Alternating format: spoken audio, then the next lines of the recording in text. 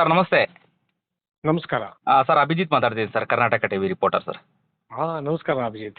Murali sir, ನಿನ್ನೆ ಆದಂತಹ ಭೀಕರ ವಿಮಾನ ದುರಂತ, ಈ ಘಟನೆ ಬಗ್ಗೆ ನಿವೃತ್ತ ಏರ್ಫೋರ್ಸ್ ಅಧಿಕಾರಿಯಾಗಿ ಏನ್ ಹೇಳ್ಬೋದು ಸರ್ ಈ ಒಂದು ದುರಂತ ಘಟನೆ ಬಗ್ಗೆ? ಮೊದಲನೇದಾಗಿ ನಾನು ಏರ್ಫೋರ್ಸ್ನಲ್ಲಿ 36 ವರ್ಷ ಕೆಲಸ ಮಾಡಿದೆ.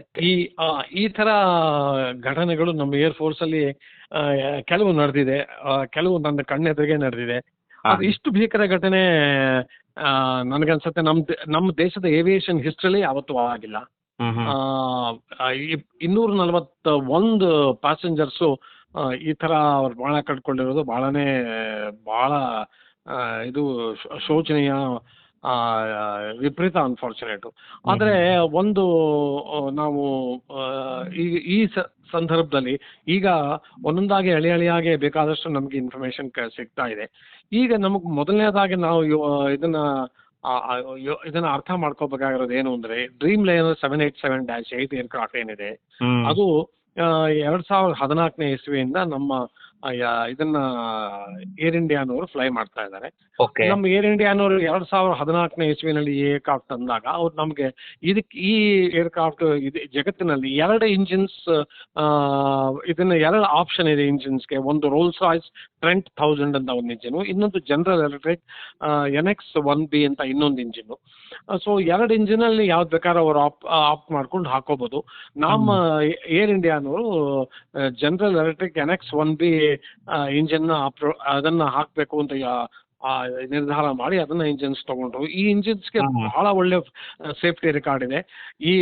ಇವತ್ತಿನವರೆಗೆ ಅದು 2.5 ಮಿಲಿಯನ್ ಫ್ಲೈಟ್ಸ್ ಇದನ್ನ ಟ್ರಬಲ್ ಫ್ರೀ ಮಾಡಿದೆ. ಯಾವ ತರ ಸ್ನ್ಯಾಕ್ಸು ಇಲ್ಲ, ಯಾವ ತರ ತೊಂದರೆನೂ ಇಲ್ಲ, ಇನ್ ಫ್ಲೈಟ್ ಎಲ್ಲೂ ನೆಲದ ಮೇಲೂ ಇಲ್ಲ. ಈ ಏರ್ಕ್ರಾಫ್ಟೇ ಅದು ಬಹಳ ತುಂಬಾನೇ ಅದು ಫ್ಲಾಗ್ಶಿಪ್ ಏರ್ಕ್ರಾಫ್ಟ್ ಬೋಯಿಂಗ್ ವಿಪರೀತ ತೊಂದರೆ ಇತ್ತು.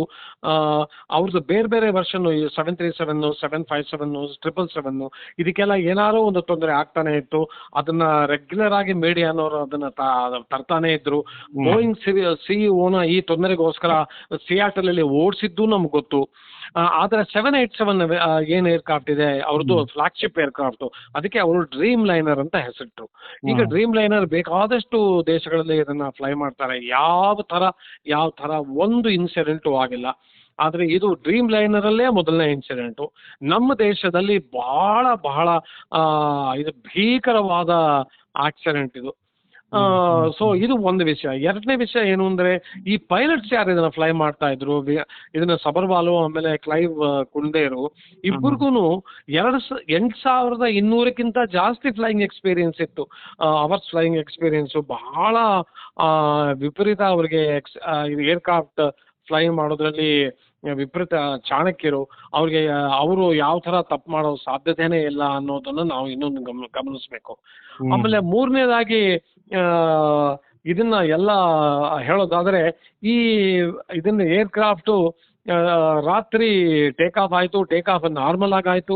ಇದನ್ನ ಟೇಕ್ ಆಫ್ ರೋಲ್ 1 ಗಂಟೆ 39 ನಿಮಿಷದಲ್ಲಿ 90 ನಿಮಿಷಕ್ಕೆ ಅದು ಅಲಹಾಬಾದ್ ಏರ್ಪೋರ್ಟ್ ಇಂದ ವಲ್ಲಭಾಯ್ ಪಟೇಲ್ ಏರ್ಪೋರ್ಟ್ ಇಂದ ರೋಲ್ ಔಟ್ ಆಯ್ತು. ಅದನ್ನ ಸ್ವಲ್ಪ ಕ್ಲೈಂಬ್ ಆಯ್ತು. ಕ್ಲೈಂಬ್ ಆದಾಗ ಅವನು ನಾರ್ಮಲಿ ಕ್ಲೈಂಬ್ ಆದ ತಕ್ಷಣ ಇದನ್ನ ಏರ್ಕ್ರಾಫ್ಟ್ ಅಲ್ಲಿ ಅವನು ಅಂಡರ್ ಕ್ಯಾರೇಜ್ ರಿಟ್ರಾಕ್ಟ್ ಮಾಡ್ತಾನೆ. ನಮ್ಗೆಲ್ಲ ಸರ್ವೇ ಸಾಮಾನ್ಯ ಗೊತ್ತಿರುವಂತ ವಿಷಯ. ನಾವೆಷ್ಟೋ ಇದನ್ನ ಇದ್ರೊಳಗೆ ಸಿವಿಲ್ ಏರ್ಕ್ರಾಫ್ಟ್ ಫ್ಲೈ ಮಾಡಿದೀವಿ. ಅದು ಮೇಲೆಗೆ ಎತ್ತ ತಕ್ಷಣ ಟಕ್ ಅಂತ ಎರಡೂನು ಇದನ್ನ ಅಂಡರ್ ಕ್ಯಾರೇಜ್ ಹೋಗಿ ರಿಟ್ರಾಕ್ಟ್ ಆಗಿ ಒಳಗೆ ಬೇನಲ್ಲಿ ಹೋಗೋದು ನಾವು ಕೇಳಿದೀವಿ, ನೋಡಿದೀವಿ. ಆದ್ರೆ ಈ ಏರ್ಕ್ರಾಫ್ಟ್ ಅಲ್ಲಿ ಆಗಿಲ್ಲ. ಈ ಏರ್ಕ್ರಾಫ್ಟ್ ಅಲ್ಲಿ ಅದನ್ನ ಅಂಡರ್ ಕ್ಯಾರೇಜು ರಿಟ್ರಾಕ್ಟ್ ಮಾಡಲಿಲ್ಲ. ಸ್ವಲ್ಪ ದೂರ ಹೋದ್ಮೇಲೆ, ಅಂದರೆ ನನಗನ್ಸತ್ತೆ 40 ಸೆಕೆಂಡ್ಗಳು ಹೋದ್ಮೇಲೆ ಪೈಲಟ್ ಏನ್ ಮಾಡಿದಾನೆ, ಅದನ್ನ ಕ್ಲೈಂಬ್ ಮಾಡಕ್ಕೆ ಕಂಟ್ರೋಲ್ ಸ್ಟಿಕ್ ಹಿಂದೆ ಪುಲ್ ಮಾಡಿದಾನೆ. ಪುಲ್ ಮಾಡಿ ಫುಲ್ ಥ್ರಾಟಲ್ ಕೊಟ್ಟಿದ್ದಾನೆ ಇಂಜಿನ್ಗೆ. ಫುಲ್ ಥ್ರಾಟಲ್ ಕೊಟ್ಟಾಗ ಅವನಿಗೆ ಪೂರ್ತಿ 0 ಥ್ರಸ್ಟ್, ಅವನಿಗೇನು ಲಿಫ್ಟೇ ಇಲ್ಲ, ಥ್ರಸ್ಟೂ ಇಲ್ಲ ಅಂತ ಅವ್ನಿಗೆ ಅರ್ಥ ಆಗಿದೆ. ಅಂದ್ರೆ ಇಂಜಿನ್ದು ಏನೋ ಬಹಳ ಸೀರಿಯಸ್ ತೊಂದರೆ ಆಗೋಗಿದೆ. ತೊಂದರೆ ಆಗಿದ್ರಷ್ಟೇ ಥ್ರಸ್ಟ್ ಇಲ್ಲದೆ ಇರೋದು. ಆಗ ತಕ್ಷಣ ಏನ್ ಮಾಡಿದಾನೆ, ಮೇಡೆ ಅಂತ ಕಾಲ್ ಕೊಟ್ಟಿದ್ದಾನೆ. ಎಸ್ ಎಸ್ ಎಸ್ ಎಸ್. ಮೇಡೆ ಅನ್ನೋದು ಅಂದ್ರೆ the aircraft in severe distress ಅಂತ ಅರ್ಥ. ಸೊ ಹ್ಮ್. ಮೇಡೆ ಕಾಲ್ ಕೊಟ್ಟಿದ್ದಾನೆ ಅವನಿಗೆ. ಅವನು ಮುಂದೆ ಏನೂ ಎಕ್ಸ್ಪ್ಲೇನ್ ಮಾಡಿಲ್ಲ. ಈಗ ATCಗೆ ಮೇಡೆ ಏನ್ ಕೊಟ್ರೆ ಯಾಕೆ ಮೇಡೆ ಅಂತ ನಾರ್ಮಲಿ ಪೈಲಟ್ ಎಕ್ಸ್ಪ್ಲೇನ್ ಮಾಡ್ತಾರೆ. ಅಂದ್ರೆ ಆಹಾ. No thrust, no lift, aircraft sinking, aircraft caught fire, ಈ ತರ ಶಾರ್ಟ್ ಬರ್ಸ್ಟ್ ಅಲ್ಲಿ ಅವರು ATCಗೆ ಹೇಳ್ತಾರೆ. ಆದ್ರೆ ಈ ಪೈಲಟ್ ಏನು ಹೇಳಿಲ್ಲ. ಅಂದ್ರೆ ಅಷ್ಟು ಅಂದ್ರೆ ಅವರಿಗೆ ಕನ್ಫರ್ಮ್ ಆಗಿತ್ತು ಅಂದ್ರೆ ನನ್ನ ಕೈಲಿ ಏನೂ ಕೂಡ ಹತೋಟಿ ಮಾಡಕ್ ಆಗದೇ ಇಲ್ಲ ಅನ್ನೋ ಡಿಸೈಡಿಗೆ ಬಂದ್ಬಿಟ್ರ ಅಂತ ಹೇಳಿ ಪೈಲಟ್. ಅಲ್ಲ, ಹತೋಟಿ ಮಾಡಕ್ಕೆ ಪ್ರಯತ್ನ ಪಟ್ಟಿದ್ದಾರೆ ಅವರು. ಅಂದ್ರೆ ಅವ್ರು ಏನ್ ಮಾಡಿದ್ದಾರೆ, ಅವರು ಫಸ್ಟ್ ಥ್ರಾಟಲ್ ನ ಫುಲ್ ಪುಷ್ ಮಾಡಿದ್ದಾರೆ, ಇದಕ್ಕೆ ಮ್ಯಾಕ್ಸಿಮಮ್ ಥ್ರಾಟಲ್ ಪುಷ್ ಮಾಡಿದ್ದಾರೆ. ಆಕ್ಚುಲಿ ರೋಲ್ ಇದನ್ನ ಟೇಕ್ ಆಫ್ ರೋಲ್ ಆಗುವಾಗ್ಲೇ ಥ್ರಾಟಲ್ ಫುಲ್ ಪೊಸಿಷನ್ ಅಲ್ಲಿ ಇರುತ್ತೆ. ಅದು ಒಂದು ಸಮಯ ಹಿಂದೆಗೆ ಏನಾದ್ರು ಬೈ ಮಿಸ್ಟೇಕ್ ಬಂದ್ಬಿಟ್ಟಿದ್ರೆ ಅದನ್ನ ಫುಲ್ ಪೊಸಿಷನ್ ತಳ್ತಾರೆ. ಆಮೇಲೆ ಎರಡನೇದು ಟೇಕ್ ಆಫ್ ಫ್ಲಾಪ್ಸ್ ಅಂತ ಇದೆ ಈ ಏರ್ಕ್ರಾಫ್ಟ್ ಅಲ್ಲಿ, ಅದು 5 ಡಿಗ್ರಿಗಿಂತ ಜಾಸ್ತಿ ಅದನ್ನ ಸೆಟ್ ಮಾಡಬೇಕು. ಅದನ್ನ ಟೇಕ್ ಆಫ್ ರೋಲ್ ಅಲ್ಲೇ ಸೆಟ್ ಮಾಡ್ತಾರೆ. ಅದು ಅದರಿಂದ ಆಟೋಮ್ಯಾಟಿಕ್ ಕ್ಲೈಮ್ ಸಿಗುತ್ತೆ. ಒಂದ್ ಸಮಯ ನಾವು ಅದನ್ನ ಅವ್ರು ಸೆಟ್ ಮಾಡ್ತಿರ್ಲಿಲ್ಲ, ಅವರು ಕ್ಲೈಮ್ ಮಾಡೋ ಟೈಮಲ್ಲಿ ಸೆಟ್ ಮಾಡಿದ್ರು ಅಂದ್ರೂ ಅದರಲ್ಲಿ ಏನು ತೊಂದರೆ ಇಲ್ಲ. ಆಮೇಲೆ ಇನ್ನೊಂದು ಬಹಳ ನಾವು ಗಮನಿಸಬೇಕಾದ ಸಂಗತಿ ಅಂದ್ರೆ ಈ ಏರ್ಕ್ರಾಫ್ಟ್ ಅಲ್ಲಿ ಒಂದು ಇಂಜಿನ್ ಫೇಲ್ ಆದ್ರೆ ಇನ್ನೊಂದು ಇಂಜಿನ್ ಮೇಲೆ ಫ್ಲೈ ಮಾಡ್ಬೋದು. ಇದೊಂದೇ ಏರ್ಕ್ರಾಫ್ಟ್ ಆ ತರ ಪ್ರಾವಿಷನ್ ಇರೋದು. ಅಂದ್ರೆ ಸಿಂಗಲ್ ಇಂಜಿನ್ ಅಲ್ಲಿ ಅವರು ಫ್ಲೈ ಮಾಡ್ಬೋದಾಗಿತ್ತು. ಆದರೆ ಫ್ಲೈ ಮಾಡ್ಬೋದು ಅಂದ್ರೆ ಅವರು ಡೆಸ್ಟಿನೇಷನ್ ಲಂಡನ್ಗೆ ಹೋಗೋಕೆ ಸಾಧ್ಯವಾಗ್ತಾ ಇರ್ಲಿಲ್ಲ. ಅವ್ರು ವಾಪಸ್ ಬಂದು ತಿರ್ಗಾ ಅಹಮದಾಬಾದ್ ಅಲ್ಲಿ ಲ್ಯಾಂಡ್ ಮಾಡ್ಬೇಕಾಗಿತ್ತು. ಸೊ ಇದೆಲ್ಲ ಇತ್ತು, ಆದ್ರೆ ಒಂದೂ ಆಗ್ಲಿಲ್ಲ. ಆಮೇಲೆ ಇನ್ನೊಂದು ಬಹಳ ಮುಖ್ಯವಾಗಿ ಗಮನಿಸಬೇಕಾದಂತ ಒಂದು ಇದು ಅಂಶ ಅಂದ್ರೆ ಆ ಏರ್ಕ್ರಾಫ್ಟ್ ಈ ದುರಂತದಲ್ಲಿ ಒಬ್ಬನೇ ಒಬ್ಬ ಸರ್ವೈವರು ಸಿಕ್ಕಿದ್ದಾನೆ. ಒಬ್ಬನೇ ಒಬ್ಬ. ಅವನು ಇದು ಗುಜರಾತಿ. ಅವನು 14C ನಲ್ಲೋ 11C ಸೀಟಲ್ಲಿ ಕೂತಿದ್ದಾನೆ. ಅವನು ಒಂದು ಪಕ್ಕ ಅವನ ಐನಲ್ಲಿ ಆ ಕಡೆ ಸೈಡಲ್ಲಿ ಇನ್ನೊಬ್ಬ ಅವನ ತಮ್ಮ ಕೂತಿದ್ದಾನೆ. ಇವನು ಇದರಲ್ಲಿ ಇಂಪ್ಯಾಕ್ಟ್ ಆಗಿ ಬೆಂಕಿ ಹತ್ಕೊಂಡಾಗ ಇವನ್ಗೇನೂ ಆಗಿಲ್ಲ. ಇವನು ಹೊರಗೆ ಬಂದು ನಡ್ಕೊಂಡು ಈಚೆ ಬಂದಿದ್ದಾನೆ. ಅದು ಅದಕ್ಕಿಂತ ದೊಡ್ಡ ಇದು ಪವಾಡ ಅಂತ ಹೇಳ್ಬೋದು ಮುರಳಿ ಸರ್. ನಿಜವಾಗಿ ಕೂಡ ಅದು ಪವಾಡ ಅಂತ, ನಿಜವಾಗ್ಲೂ ಅದ್ಭುತವಾದ ಪವಾಡ ಅದು. ಅವನೇ ಹೇಳ್ಕೊಂಡ್ಯಾನೆ ನನಗೆ ನಂಬಕ್ಕೆ ಆಗ್ತಾ ಇಲ್ಲ ಅಂತ. ಆದರೆ ಅವನ ತಮ್ಮನ ಕಳ್ಕೊಂಡ್ಬಿಟ್ಯಾನೆ. ಅವನು ಆ ಬೇಜಾರಿದೆ. ಆದ್ರೆ ಅವನು ಹೇಳ್ತಾನೆ ಏರ್ಕ್ರಾಫ್ಟು ಕೆಲವು ಫ್ರಾಕ್ಷನ್ ಆಫ್ ಅ ಸೆಕೆಂಡು ನನ್ಗನ್ನಿಸ್ತು ಇದು ನಿಂತ್ಕೊಂಡ್ಬಿಟ್ಟಿದೆ, ಇದ್ರೊಳಗೆ ಕ್ಲೈಂಬ್ ಆಗುವಾಗ ನಿಂತ್ಕೊಂಡ್ಬಿಟ್ಟಿದೆ ಇದ್ರೊಳಗೆ ಏರಲ್ಲಿ ಅಂತ ಅನಿಸ್ತು ಅಂತ ಅವನು ಅಂತ ಸ್ಟೇಟ್ ಕೊಟ್ಟಾನೆ.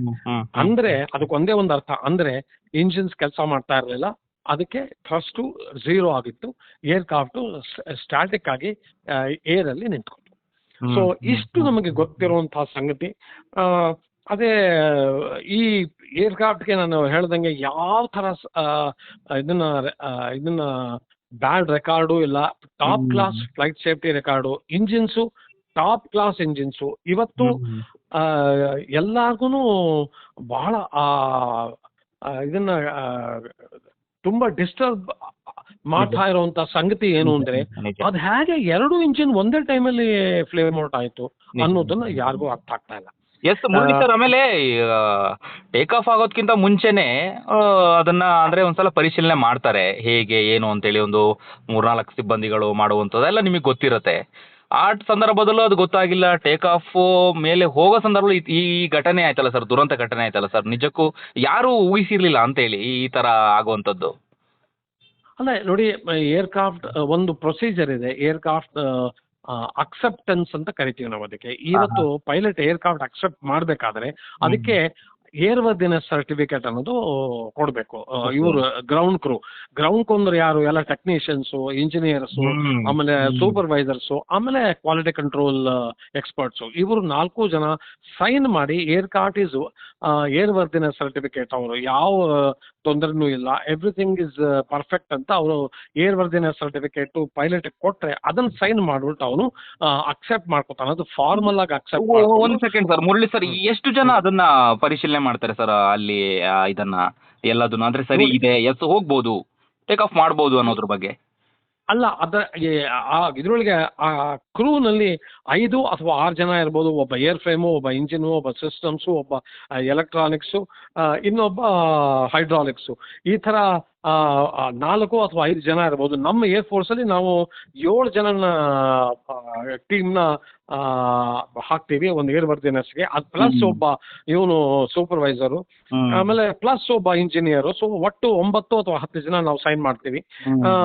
ಅದನ್ನ ಒಂದು ಸಾರಿ ಇವೆಲ್ಲ ಎಲ್ಲಾರು ಕ್ರೂ ಮೆಂಬರ್ಸು, ಕ್ರೂ ಅಂದರೆ ಗ್ರೌಂಡ್ ಕ್ರೂ ಮೆಂಬರ್ಸು ಬಂದು ಪೂರ್ತಿ ಚೆಕ್ ಮಾಡಿ, ಅದನ್ನ ಸೂಪರ್ವೈಸರ್ ಚೆಕ್ ಮಾಡಿ, ಅದು ಕ್ವಾಲಿಟಿ ಅಶೂರೆನ್ಸ್ ಪರ್ಸನ್ ಚೆಕ್ ಮಾಡಿ, ಅದು ಇಂಜಿನಿಯರ್ ಹತ್ರ ಬಂದಾಗ ಅವನ ಸೈನು ಲಾಸ್ಟ್ ಸೈನು, ಅವನು ಸೈನ್ ಮಾಡಿದ್ರೆ air card is air worthy ಅಂತ ಅರ್ಥ. ಆಮೇಲೆ ಅದಾದ್ಮೇಲೆ ಅದನ್ನ ಪೈಲಟ್ಗೆ ಕೊಟ್ಟರೆ ಪೈಲಟ್ ಅವನು ಅದನ್ನ ನೋಡ್ಬಿಟ್ಟು ಕಾರ್ಡ್ ಇಸ್ ಏರ್ ವರ್ದಿ ಅಂತ ಅವನು ಸೈನ್ ಮಾಡಿ ಅಕ್ಸೆಪ್ಟ್ ಮಾಡ್ಕೋತಾನೆ. ಇದು international flight 8.5 hours Ahmedabad to London. So ಇವೆಲ್ಲ ಪ್ರೊಸೀಜರು ಸರ್ವೇ ಸಾಮಾನ್ಯ, ಇದನ್ನ ಮಾಡಲೇಬೇಕು, ಇದನ್ನ ಇದ್ದಾರೆ. ಆದರೆ ನೋಡಿ, ಇವತ್ತು ನಾವು ಮೇಂಟೆನೆನ್ಸ್ ಕ್ರೂ ಸರಿಯಾಗಿ ಕೆಲಸ ಮಾಡಲಿಲ್ಲ, ಅವ್ರಿಗೇನೋ ತೊಂದರೆ ಇದ್ರು ಅದನ್ನ ಕ್ಲಿಯರ್ ಮಾಡಿಬಿಟ್ರು ಅನ್ನುವಂಥ ಇದು ಒಂದು ಥಿಯರಿ ಏನಿದೆ, ಅದು ನನಗೆ ಸರಿ ಅಂತ ಕಾಣಿಸಲ್ಲ. ಯಾಕಂದ್ರೆ ಇದನ್ನ DGCA ನವರು ಬೇಕಾದಷ್ಟು ಶೋಕಾಸ್ ನೋಟಿಸ್ ಕೊಟ್ಟಿದ್ದಾರಂತೆ ಇವ್ರಿಗೆ, ಏರ್ ಇಂಡಿಯಾಗೆ.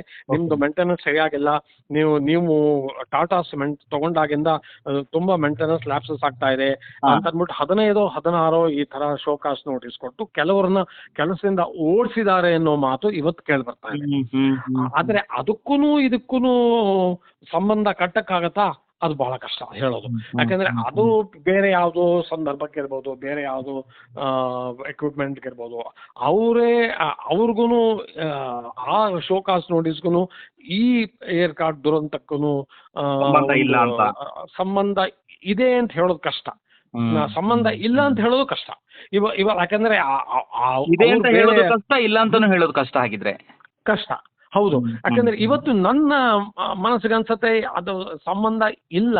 ನಾವು ಎರಡನ್ನೂ ಅದನ್ನ ಈಗ ನಾವು ಇದು ಮಾಡಕ್ ಹೋದ್ರೆ, ಅದಕ್ಕೆ ಸಂಬಂಧ ಜೋಡ್ಸಕ್ ಹೋದ್ರೆ ಸ್ವಲ್ಪ ಕಾಂಪ್ಲಿಕೇಟ್ ಆಗ್ಬಿಡುತ್ತೆ ಸಿಚುವೇಶನ್ ಅಂತ ನಂಗೆ ಅನ್ಸತ್ತೆ. ಆದ್ರೆ ಅವ್ರು ಶೋಕಾಸ್ ನೋಟಿಸ್ ಕೊಟ್ಟಿರೋದಂತೂ ನಿಜ. ಆಮೇಲೆ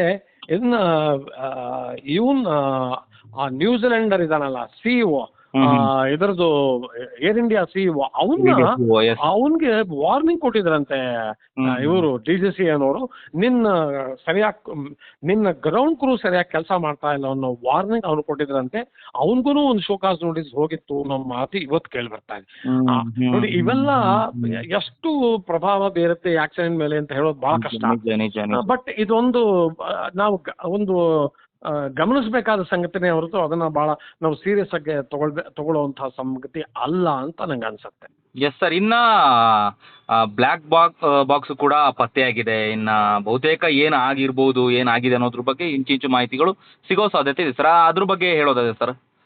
ಅಲ್ಲ ನೋಡಿ, ಇದರಲ್ಲಿ ಬ್ಲ್ಯಾಕ್ ಬಾಕ್ಸ್ ಅಂತ ಎಲ್ಲರೂ ಏನು ಕರೀತಾರೆ, ಅದು ನಿಜವಾಗ್ಲೂ ಫ್ಲೈಟ್ ಡೇಟಾ ರೆಕಾರ್ಡ್, ಅದು FDR ಅಂತ ನಾವು ಕರಿತೀವಿ. ಅದಕ್ಕೆ FDR ಅನ್ನೋದೇ ಕರೆಕ್ಟ್ ವರ್ಡ್. ಅದಕ್ಕೆ ಅದನ್ನ ಏರ್ಕ್ರಾಫ್ಟ್ ಟೇಲ್ ಅಲ್ಲಿ ಇರುತ್ತೆ. ಯಾವಾಗ್ಲೂ ಇದನ್ನ ಏರ್ಕ್ರಾಫ್ಟ್ ಒಂದ್ಸರಿ ಅಪಘಾತಕ್ಕೀಡಾದರೆ ಅದ್ರ ಟೇಲ್ಗೆ ಏನಾಗಲ್ಲ, ಟೇಲ್ ಸೆಕ್ಷನ್ ಹಂಗೆ ಇರುತ್ತೆ. ಇವತ್ತು ಅಷ್ಟೇ ಈ tail section BG medical college hostel ಹಿಂದೆ ಇದನ್ನ ಸಿಕ್ಕಾಕೊಂಡಿರೋದು ನಾವು ಇದ್ರೊಳಗೆ ಬೇಕಾದಷ್ಟು ಇದರಲ್ಲಿ ನಿಮ್ಮ ಟಿವಿನಲ್ಲಿ ಬರ್ತಾನೆ ಇದೆ, ನೀವು ತೋರಿಸ್ತಿರುವಂತ ಇದ್ರೊಳಗೆ ಚಿತ್ರಗಳಲ್ಲಿ ಅದು ಕಾಣಿಸ್ತಾ ಇದೆ. ಸೊ ಅದರಿಂದ ಅವ್ರು ಕಲೆಕ್ಟ್ ಮಾಡ್ಕೊಂಡಿದ್ದಾರೆ. ಆಮೇಲೆ ಇನ್ನೊಂದೇನು ಅಂದ್ರೆ ಕಾಕ್ಪಿಟ್ ವಾಯ್ಸ್ ರೆಕಾರ್ಡರ್. ಇವತ್ತು ಆ ಪೈಲಟ್ ಆಮೇಲೆ ಕೋ ಪೈಲಟ್ ಜೊತೆಗೆ ಮಧ್ಯ ಏನೇನು ಮಾತಾಯ್ತು ಅದರಿಂದ ಬಹಳ ಬೇಕಾದಷ್ಟು ಕ್ಲೂ ಸಿಗೋ ಸಾಧ್ಯತೆ ಇದೆ. ಇವತ್ತು ಏರ್ಕ್ರಾಫ್ಟ್ಗೆ ಏನಾದ್ರು ತೊಂದರೆ ಆದರೆ ಫಸ್ಟ್ ಪೈಲಟ್ ಏನ್ ಮಾಡ್ತಾನೆ, ಅವ್ನು ಕೋ ಪೈಲಟ್ ಹೇಳ್ತಾನೆ, operate the flops, push the throttle, bring down the stick, my god I am losing height, thrust is not, ಏನೋ ಒಂದು ಆ ಥರ ಕಾಮೆಂಟ್ ಮಾಡಿರ್ತಾನೆ. ಅದರಿಂದ ಬಹಳ ಕ್ಲಿಯರ್ ಆಗಿ ಗೊತ್ತಾಗುತ್ತೆ. ಅದು FDR ಇಂದಂತೂ ಎಲ್ಲ ಪ್ಯಾರಾಮೀಟರ್ಸ್ ಏರ್ಕ್ರಾಫ್ಟ್ ಬಹಳ ಕ್ಲಿಯರ್ ಆಗಿ ಗೊತ್ತಾಗತ್ತೆ. ಇವತ್ತಾಗಲೇ ಒಂದು ಎನ್ಕ್ವೈರಿ ಟೀಮ್ನು ಅಸೆಂಬಲ್ ಮಾಡಿದ್ದಾರೆ. ಆಮೇಲೆ ಬೋಯಿಂಗ್ನವರು ಬಂದಿದ್ದಾರೆ, ಆ ತನಿಖೆ ಶುರು ಮಾಡಿದ್ದಾರೆ.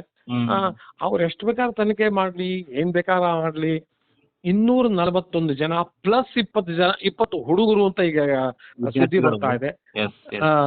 ಸೊ ಅವರಂತೂ ಬದುಕಿ ವಾಪಸ್ ಬರಲ್ಲ, ಅದಂತೂ ಆಯ್ತು. ಬಟ್ ಏನಾಗೋಗಿದೆ, ಇದು ಬಹಳ ಬಹಳ ಬರೇ ಸಿಂಪಲ್ ದುರ್ಘಟನೆ ಅಲ್ಲ ಇದು. ಇವತ್ತು ನಮ್ಮ ದೇಶ ಒಂಥರ ದೇಶನೇ ಬೆಚ್ಚಿ ಬೀಳಿಸುವಂತ ದುರಂತ ಘಟನೆ ಬೆಚ್ಚಿಬಿದ್ದು ಇಡೀ ಜಗತ್ತಿನಲ್ಲಿ ಅಯ್ಯೋ ಇಂಡಿಯಾದಲ್ಲಿ ಈ ತರ ಆಗೋಯ್ತು, ಇಂಡಿಯನ್ ಇದನ್ನ ಸ್ಕೈಸ್ ಆರ್ ನಾಟ್ ಸೇಫ್ ಅಂತ ಕೆಲವು ಕಡೆಯಿಂದ ಕೇಳಿ ಬರ್ತಾ ಇದೆ ಅಂತ ನಾವು ಈ ಸುದ್ದಿ ಕೇಳ್ತಾ ಇದೀವಿ. ಎಸ್ ಸೊ ಇದರಿಂದ ಬೇಜಾರಾಗತ್ತೆ ಇವೆಲ್ಲ ಕೇಳಿದ್ರೆ. ಎಸ್ ಮುರಳಿ ಸರ್, ಧನ್ಯವಾದಗಳು ಸರ್ ಅಷ್ಟೊತ್ತು ಕರ್ನಾಟಕ ಟಿವಿಯೊಂದಿಗೆ ಮಾತನಾಡೋದಕ್ಕೆ. Thank you sir, thank you. Thank you. ನಾನು 86 kg ಇದ್ದವಳು 71 kg ಬಂದಿದ್ದೀನಿ. ವಯಸ್ಸಾದ್ಮೇಲೆ ಸ್ಮಾರ್ಟ್ ಆಗಿ ಕಾಣ್ತೀರ ಅಂದ್ರೆ ಜಿನ್ನಿ. 126 kg ವೇಟ್ ಇದೆ, ನಾವು ಈಗ 114 kg ಲೆಕ್ಕ ಬಂದಿದ್ದೀವಿ. ಯಾವುದೇ ಸೈಡ್ ಎಫೆಕ್ಟ್ ಆಗಿಲ್ಲ ನಮಗೆ. 84ರಿಂದ 50 kg ಬಂದೆ, ಆಮೇಲೂ ಸಣ್ಣಗೆ ಫಿಟ್ ಆಗಿದ್ದೀನಿ. ಅದಕ್ಕೆ ನಾನು ಯೂಸ್ ಮಾಡ್ತಾ ಇರೋದು ಜೀನಿ ಸ್ಲಿಮ್.